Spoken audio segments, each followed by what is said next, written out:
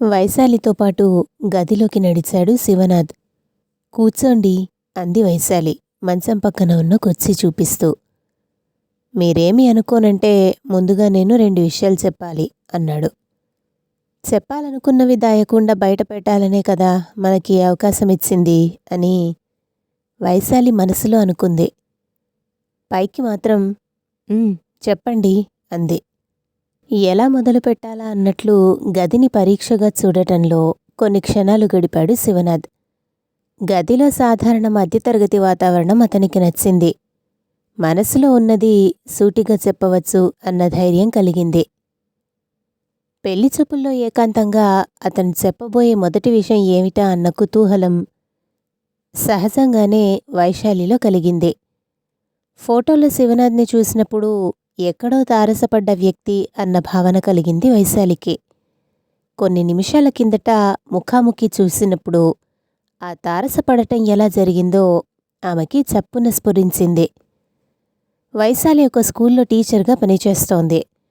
అందులో అదనంగా కొన్ని తరగతి గదులు నిర్మించాలన్న ప్రతిపాదన 9 నెలల కిందట అంటే 2019 చివరి నెలలో వచ్చింది. మరికొన్ని వారాల్లో మొత్తం ప్రపంచాన్ని భయకంపితుల్ని చేయబోయే పెను విపత్తు గురించి అప్పటికి ఎవరికీ తెలియదు. భవన నిర్మాణానికి తమ వంతు సాయం అందించడానికి పూర్వ విద్యార్థులు ముందుకొచ్చారు. చిత్రకారుడిగా దేశవ్యాప్తంగా మంచి పేరున్న ఒక పూర్వ విద్యార్థి తాను గీసిన చిత్రాలని విరాళంగా ఇచ్చాడు. వాటిని చక్కగా ప్రదర్శించే ఏర్పాట్లు చేసే బాధ్యత వైశాలికి అప్పగించింది యాజమాన్యం. స్థానిక టీవీ ఛానల్ పుణ్యమా అని ఆ చిత్రకళా ప్రదర్శనకి మంచి ప్రచారం వచ్చింది. ఒకటొకటిగా చిత్రాలు అమ్ముడుపోసాగాయి. ఊహించిన దానికన్నా ఎక్కువ ఆదాయమే రావటం సంతోషం కలిగిస్తున్నా మిగిలిన ఒక్క చిత్రాన్ని మాత్రం కొనటానికి ఎవ్వరూ ముందుకు రాకపోవటం వైశాలికి చిత్రంగా తోచింది. ఆ రోజు అమ్ముడుపోని చిత్రం ముందు ఒకతను నిలబడి తదేకంగా చూస్తున్నాడు. ఆ చిత్రాన్ని చూసిన పిల్లలు నవ్వుకోవటం, పెద్దల మొహం చిట్లించటం అప్పటి వరకు గమనించిన వైశాలికి గంటన్నర దాటినా అతను అలాగే శిలలా చిత్రాన్ని చూస్తూ ఉండటం ఆశ్చర్యం కలిగించింది. అతగాడికి అంతగా నచ్చితే కొనేస్తాడేమో అనుకుంది వైశాలి నవ్వుకుంటూ. అసలు ఆ చిత్రంలో ఏముందని అతను అంతలా చూస్తున్నాడు అనుకుని అతని వెనక వెళ్ళి నిలిచింది. ఆ చిత్రం ముంబై నగర జీవితాన్ని చూపిస్తోంది. జీబ్రా క్రాసింగ్ దాటుతున్న జనసమూహం చిత్రం అది. స్కూల్ బ్యాగులతో వివిధ వయసు పిల్లలు, బ్రీఫ్ కేసులు, బ్యాగులతో ఆడామగ ఉద్యోగులు, విద్యార్థులు, లంచ్ డబ్బాలు తీసుకువెళుతున్న డబ్బావాలాలు, వాకింగ్ స్టిక్ సాయంతో నడుస్తున్న వృద్ధులు అందరూ ఉన్నారు. పిల్లల యూనిఫామ్లు, ఉద్యోగుల దుస్తులు, డబ్బావాలాల టోపీలు, వృద్ధుల వయోభారం అన్నీ సుస్పష్టమయ్యేలా గీశాడు చిత్రకారుడు. కాని అందులో ఒక్కరికీ కనుముక్కులు లేవు. అన్నీ కోలగా ఉన్న ఖాళీ ముఖాలు. చిత్రంలో 12 మందికి పైగా ఉన్న మహిళా ఉద్యోగులు, విద్యార్థినుల దుస్తులు విభిన్నంగా ఉన్నాయి. చాలా ఆకర్షణీయ రంగులతో గీశాడు. ఫ్యాషన్గా ధరించే చిరుగుల జీన్స్, దూరంగా కనబడుతున్న హోర్డింగ్స్ని కూడా ఫోటో తీసినంత స్పష్టంగా గీసిన చిత్రకారుడు మనుషుల మొహాలను మాత్రమే కాకుండా బిచ్చగాడి పక్కన నిలబడి ఉన్న కుక్క మొహాన్ని కూడా ఎందుకు ఖాళీగా వదిలాడో అంతుపట్టని పజిల్ అనుకుంది వైశాలి. దాన్ని మోడ్రన్ ఆర్ట్ అనుకోవాలా, జీవితంలో అనూహ్యంగా ఎదురయ్యి జటిలమైన ప్రశ్నలు వేసి నిలదీసే సమస్యలకి ప్రతీక అనుకోవాలా అని వైశాలి ఆలోచిస్తూ ఉంటే అతను వెనక్కి తిరిగి ఒక్క క్షణం వైశాలిని చూసి మళ్లీ చిత్రం అంతరార్థాన్ని మదనం చేసే పనిలో పడ్డాడు. చిత్రాల గురించి కనుక్కోవటానికి రాత్రి ఆ ఆర్టిస్ట్ ఫోన్ చేసినప్పుడు ఏకదీక్షగా చూస్తూ ఉండిపోయిన వ్యక్తి గురించి చెప్పింది వైశాలి. కొన్ని నిమిషాల కిందట శివనాథ్ని పరిచయం చేసినప్పుడు ఇతనే కదూ అప్పుడు ఆ చిత్రానికి అంతగా ఆకర్షితుడైన వ్యక్తి అనుకుంది వైశాలి. ఆ విషయం ఇప్పుడు ప్రస్తావించటం సబబుగా ఉంటుందా అన్న ఆలోచనలో పడింది. మరీ అంత గంభీరమైన విషయం కాదు కానీ అని శివనాథ్ అనడంతో అతని వైపు తిరిగింది. అప్పటికి శివనాథ్ ఏ విషయం ముందుగా చెప్పాలో ఒక నిర్ణయానికి వచ్చాడు. నేను చెప్పాలనుకున్న మొదటి విషయం. చిన్నగా నవ్వాడు.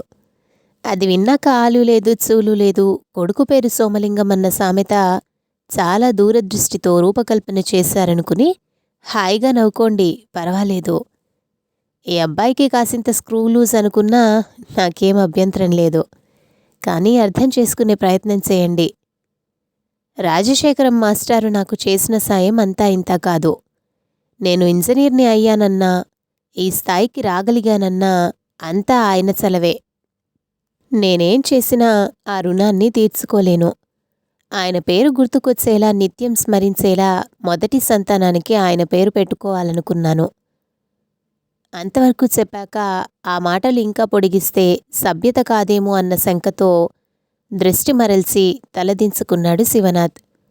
పెళ్లిచూపులో ఇలాంటి ప్రస్తావన అన్న ఆలోచనతో వైశాలి నుదిటి మీద ముడతలు ప్రత్యక్షమయ్యాయి. అంతలోనే ఒక అల్లరి ఊహ మెదడులో మెదిలి మొహం ప్రసన్నంగా మారింది. సరిగ్గా అప్పుడే శివనాథ్ తలెత్తి ఆమె వంక చూశాడు. చిన్నప్పుడే తల్లిదండ్రులను పోగొట్టుకున్నాను. రాజశేఖరం మాస్టారు సాయం చేసేంతవరకు చాలా దైన్యమైన జీవితాన్ని గడిపాను. కడుపు నింపుకోవడానికి అందుబాటులో ఉన్న ప్రతి పని న్యాయబద్ధంగా చేశాను. ఆ విషయం చెప్పుకోవడానికి సిగ్గుపడాల్సిన అవసరం లేదు. అలాగే అంటూ వాక్యాన్ని పూర్తి చేయకుండా ఆపాడు. నాతో జీవితాన్ని పంచుకునే సహచరి కూడా అలాగే భావించాలని అనుకుంటున్నాను అన్నది శివనాథ్ చెప్పకుండానే. వదిలిన భాగం అనుకుంది వైశాలి. ఏవవ్వ నియమ నిబంధనలు పెడుతున్నట్టుగా కాకుండా నచ్చజెప్పే విధానంలో తన కోరికలు వివరించిన విధానం వైశాలికి నచ్చింది. ఆ తర్వాత కరోనా సమయంలో ఉద్యోగ విధులకి హాజరవటంలో ఇబ్బందుల గురించి మాటలు దొర్లుతున్నప్పుడు వైశాలి చెప్పింది. మా స్కూల్లో చిత్ర ప్రదర్శన జరిగినప్పుడు మీరొచ్చారు. అవును అన్నాడు శివనాథ్. అతను క్లుప్తంగా ఒక్క మాటలో చెప్పాడని మాత్రమే అనుకుంది వైశాలి. అయితే పెళ్ళయి కాపురం పెట్టాక అతన్ని ఆకర్షించిన చిత్రాన్ని ఇంట్లో చూసి క్లుప్తంగానే కాదు, అతని మాటలు నర్మగర్భంగా కూడా ఉంటాయని ఆమెకి తెలిసిందే. మీరొచ్చి వెళ్ళిన తర్వాతి రోజు ఆర్టిస్ట్ ఫోన్ చేసి ఈ చిత్రానికి నాట్ ఫర్ సేల్ అన్న సూచిక పెట్టమని చెప్పాడు. మరి ఇది మీ దగ్గరికి ఎలా వచ్చింది అని వైశాలి అడిగింది. శివనాథ్ చిన్నగా నవ్వి మెల్లగా చెప్పసాగాడు. చిత్రం నాకు అంతగా ఎందుకు నచ్చిందో నాకే స్పష్టంగా తెలియదు. కానీ దాన్ని సొంతం చేసుకోవాలన్న కోరిక మాత్రం బలంగా కలిగింది. చిత్రానికి చెప్పిన ధర ఎక్కువ తక్కువ చెప్పేంత పరిజ్ఞానం నాకు లేదు, కానీ నా బడ్జెట్కి మాత్రం అది అందనిది అనుకున్నాను. చివరికి ధైర్యం చేసి ముంబైలో ఉన్న ఆర్టిస్ట్ ఫోన్ నంబర్ సంపాదించి మాట్లాడాను. పెయింటింగ్ నాకు చాలా బాగా నచ్చిందని, స్కూల్కి వచ్చే విరాళానికి గండి కొట్టే ఆలోచన లేదని, కొంచెం సమయం ఇస్తే ఆ మొత్తాన్ని వాయిదాల రూపంలో స్కూల్కి ఇస్తానని చెప్పాను. ఆర్టిస్ట్ ఒప్పుకుంటాడని అనుకోలేదు. ఎగతాళి చేసి కాల్ కట్ చేస్తాడని అనుకున్నాను. అయితే పెయింటింగ్ ముందు గంటల తరబడి నుంచున్నది మీరేనా అన్న ప్రశ్న అటు నుంచి రావటంతో ఆశ్చర్యపోయాను. అవును అని చెప్పాక వారం తర్వాత నేను హైదరాబాద్ వస్తున్నాను. అప్పుడు నేనే స్వయంగా ఆ పెయింటింగ్ నా చేతులతో మీకిస్తాను అన్నాడాయన. ఆ విధంగా ఈ పెయింటింగ్ నా దగ్గరికి చేరింది. మిమ్మల్ని ఆ పెయింటింగ్ ఎందుకంతగా ఆకట్టుకుంది? వైశాలి భర్తని అడిగిందే. ఇబ్బందిగా నవ్వాడు శివనాథ్. ఇప్పుడు ఆ సంగతి మాట్లాడటం నాకిష్టం లేదు. దానికి 2 కారణాలున్నాయి. మొదటిది, అది ఎందుకు నచ్చిందన్న విషయం నాకే పూర్తిగా బోధపడకుండా గజిబిజిగా అస్పష్టంగా ఉంది. రెండోది, ఇప్పుడే మనిద్దరం కరోనా భయం నీడలో కొత్త జీవితం తీయగా ఆరంభిస్తున్నాం. చేదు విషయాలని జ్ఞాపకం చేసుకోవాల్సిన సమయం ఇది కాదేమో. అర్థమైందన్నట్లు తలూపి అతని భుజంపైన చెయ్యి వేసింది వైశాలి. నిజానికి ఆమెకి అర్థమైంది ఏమీ లేదు.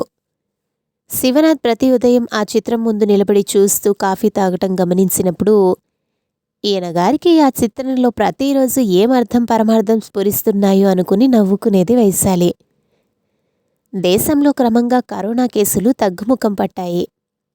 మెల్లగా జనజీవనం సాధారణ స్థితిలోకి రాసాగింది. ఇంకొన్ని రోజులు జాగ్రత్తలు పాటిస్తే రేపో మాపో టీకా వచ్చేస్తుంది అన్న ఆశ అందరిలో పెరిగింది. రాజశేఖరం మాస్టర్ నుంచి ఆ రోజు ఉత్తరం వచ్చింది.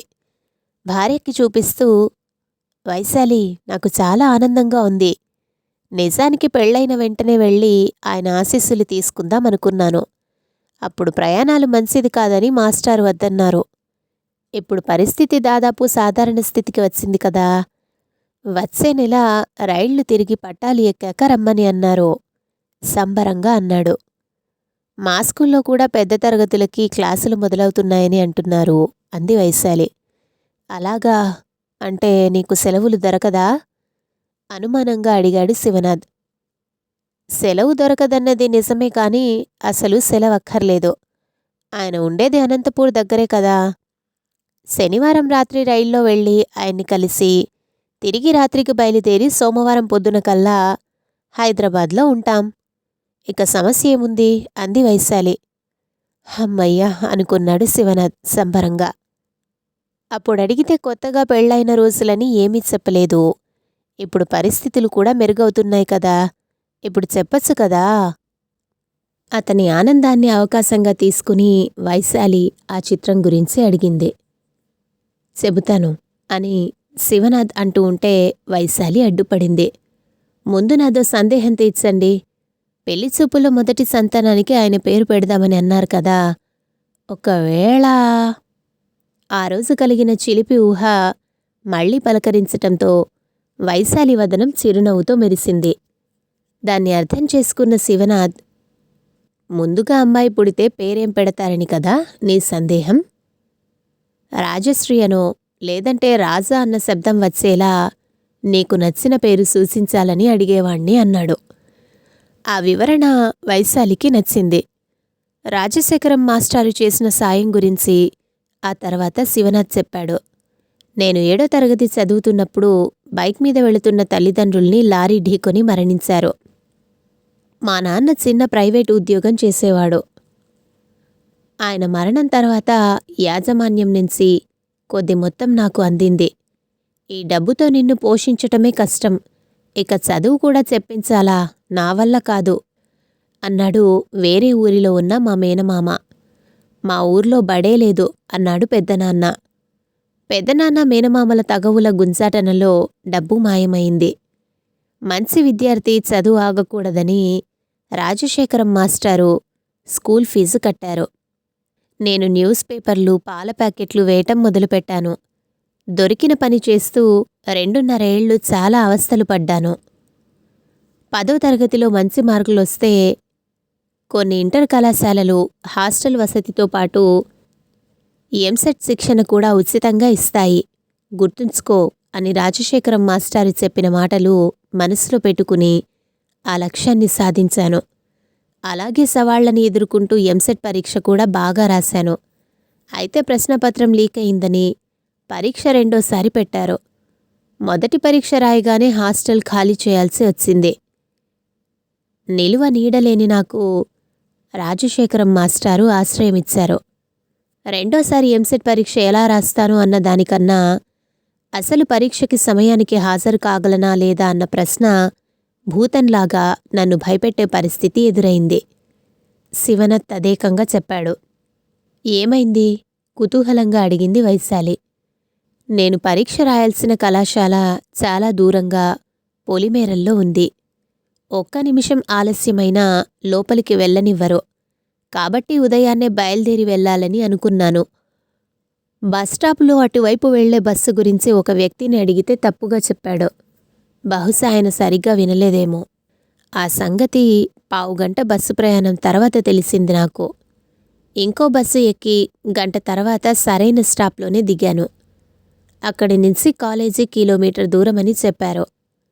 అటువైపుగా వెళ్లే బస్సులు ఎప్పుడో గాని రావన్నారు. పరుగులాంటి నడక అందుకున్నాను. హడావిడిగా మలుపు తిరుగుతూ ఎదురుగా వస్తున్న ఒక కారు కింద పడబోయాను. అయ్యో, ఆ తర్వాత? ఉత్కంఠగా అడిగింది వైశాలి. కారు నడుపుతున్న వ్యక్తికి నా మీద పట్టరాని కోపం వచ్చింది. నీకేమన్నా అయితే నేను ఇబ్బందుల్లో పడేవాణ్ణి అంటూ చెయ్యెత్తాడు. పరీక్ష సమయం అవుతోంది సార్, క్షమించండి అంటూ చేతులు జోడించి ప్రాధేయపడ్డాను. ఆయన కరిగినట్లుగా కనిపించాడు. పరీక్ష ఎక్కడో కనుక్కున్నాడు. కారులో అక్కడ దింపుతానని ఎక్కించుకున్నాడు. కాని 5 నిమిషాల తర్వాత నన్ను దిగమన్నాడు. పక్కన కూర్చున్న కూతురి మీదగా ఒంగుని కిటికీలోంచి తలబెట్టి రోడ్డు మీద నిలబడ్డ నన్ను చూస్తూ ఉమ్మి, ఒళ్ళు దగ్గర పెట్టుకుని రోడ్డు మీద నడువు. ఇది నీకో పాఠం. ఇప్పుడు ఆ కాలేజీ ఇంకో కిలోమీటర్ దూరం ఎక్కువ అన్నాడు. అయ్యో, ఎంత పని చేశాడు. తర్వాత ఏం చేశారు అడిగింది వైశాలి కళ్ళు విశాలం చేస్తూ. నాకు ఏడుపు తన్నుకొచ్చింది. జీవితం మీద విరక్తి కలిగింది. నా దురదృష్టానికి నన్ను నేను తిట్టుకున్నాను. కారు ముందుకు వెళుతూ ఉంటే దాని కిటికీలోంచి ఆ అమ్మాయి ఓ రుమాలు కింద పడేసింది. నాకోసమే దాన్ని వేసిందని అర్థమై పరుగున వెళ్ళి తీసి చూశాను. 2 10 రూపాయల నోట్లున్నాయి. ఆటోలో వెళ్ళటానికి ఇచ్చి ఉంటుందని వెంటనే స్ఫురించింది. ఆనాటి సంగతులు గుర్తు చేసుకుంటూ చెప్పాడు శివనాథ్. ఎంసెట్లో మంచి ర్యాంక్ వచ్చింది. స్కాలర్షిప్ దక్కింది. రాజశేఖరం మాస్టారి ఔదార్యంతో ఇబ్బందులు లేకుండా చదువు పూర్తి చేసుకున్నాను. ఇంకొంచెం కష్టపడితే ఉద్యోగం దొరికింది. అది నా కథ అని శివనాథ్ ముగించాడు. ట్రైన్ రిజర్వేషన్లు మొదలుపెట్టిన రోజు వైశాలి చూసేసరికి వెయిటింగ్ లిస్ట్ 5 నడుస్తోంది. శివనాథ్కి ఆ విషయం చెబుతూ ఇప్పటికి వెయిటింగ్ లిస్ట్ 5, 6 చూద్దాం దొరకొచ్చు అంది. ఎలాగైనా మనం వెళ్ళాలి అన్నాడు శివనాథ్. 3వ రోజు వెయిటింగ్ లిస్ట్ తగ్గిపోయి వాళ్ల టికెట్లు కన్ఫర్మ్ అయ్యాయి. చూసారా, మీ సంకల్పం గట్టిది అంది వైశాలి. అంతలోనే సన్నగా నవ్వుతూ, నిజానికి మీరు నాకు థ్యాంక్స్ చెప్పాలి. నా లక్కీ హ్యాండ్తో బుక్ చేశాను, అందుకే టికెట్లు దొరికాయి తల ఎగరేస్తూ చెప్పింది. తప్పకుండా చెబుతాను. నిజానికి టికెట్లు దొరికినందుకు మనం ముఖ్యంగా కృతజ్ఞతలు చెప్పాల్సిన వాళ్ళని కూడా విస్మరించకుండా స్మరించుకోవాలి కదా అన్నాడు శివనాథ్ వెళ్ళి పెయింటింగ్ ముందు నిలబడుతూ. అయోమయంగా అతని పక్కన నిలబడింది వైశాలి. ఆ చిత్రంలో దాగున్న మర్మం తెలిసిందన్నట్లు శివనాథ్ పెదవులు చిరునవ్వుతో మెరిశాయి. టికెట్లు కన్ఫర్మ్ అయ్యాయి కాబట్టి బుక్ చేసిన నీది లక్కీ హ్యాండ్ అన్నావు. థ్యాంక్స్ చెప్పించుకోవాలి అనుకున్నావు. కానీ మన ప్రయాణం ఖాయం అవ్వటానికి నీ చేతిలో అదృష్టం ఉందని అనుకోవటానికి ముఖ్య కారణమైన వారి గురించి నువ్వు పట్టించుకోలేదు. అతని స్వరంలో ఆరోపణ లేదు. ఆలోచించు అన్న మెత్తటి సూచన ఉందే. ఆ మాటలు మెత్తగా అయినా గుచ్చుకున్నాయేమో.